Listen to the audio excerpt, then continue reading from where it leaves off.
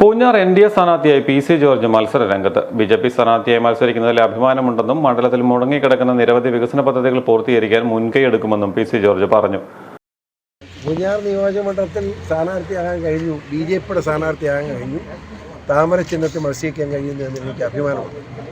ഞാൻ ഭാരതീയ ജനതാ പാർട്ടിയിൽ ഒരു ദിവസം കൊണ്ട് ചേർന്നല്ല, ഒരു 1.5 വർഷക്കാലം വളരെ സീരിയസായി പല കാര്യങ്ങളും ആലോചിച്ച് ചർച്ച ചെയ്ത് പല ആളുകളോടും സമുദായ നേതാക്കന്മാരോടും ഉൾപ്പെടെ ചർച്ച ചെയ്ത് അവരുടെ എല്ലാ അഭിപ്രായം സ്വീകരിച്ചുകൊണ്ടാണ് ഞാൻ BJP ചേർന്നത്.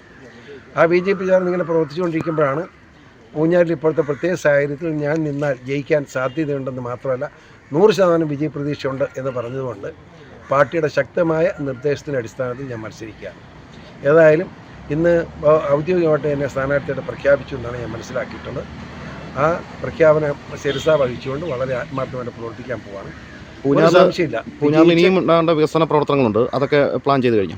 അതൊക്കെ എനിക്കറിയാമല്ലോ, പൂഞ്ഞാർ എന്താണെന്ന് എനിക്കറിയാവുന്ന വേറെ ആർക്കെങ്കിലും അറിയാം. ഞാൻ ഉണ്ടാക്കിയതല്ലേ കൂടുതൽ. കാരണം 7 പ്രാവശ്യം MLA ആയിട്ടിരുന്ന ആളാണ്. അത് ഈ പൂഞ്ഞാറിലെ നല്ലവരായ ജനങ്ങളുടെ ഒരു ഔദാര്യം എന്നോടുണ്ട്. ആ ഔദാര്യത്തിൻ്റെ സന്തോഷത്തിലാണ് ഞാൻ നിൽക്കുന്നത്. തീർച്ചയായും എന്ത് വേണം എന്നുള്ളതിനെപ്പറ്റി എനിക്ക് കാഴ്ചപ്പാടുണ്ട്. നമ്മുടെ നിയോജകമണ്ഡലത്തിൽ മുടങ്ങിക്കിടക്കുന്ന പല പ്രമുഖ വർക്കുകളുണ്ട്. അത് ഒന്ന്, ഈരാറ്റുപേട്ട വാഗമൺ റോഡ് വീതി കൂട്ടിച്ചേണ്ട ചെയ്തിട്ടില്ല. മുണ്ടക്കയം വാഗമൺ റോഡ് 35 10 45 46 കോടി രൂപയുടെ കാശോടെ കിടക്കുക, ചെയ്തിട്ടില്ല. അവിടെ 3 മീറ്റർ വീതി നമ്മുടെ വാഗമണ്ണിൽ നിന്ന് താറിയിൽ നിന്ന് 3 കിലോമീറ്റർ എന്തിനാ? അതൊക്കെ റോഡ് നശിപ്പിക്കാൻ വേണ്ടിയാണ്. അതൊന്നും അനുവദിക്കുകയില്ല. അതുപോലെ നമ്മുടെ ബൈപ്പാസ് മുണ്ടക്കയം അത് തകർത്തിട്ടിരിക്കുന്നു.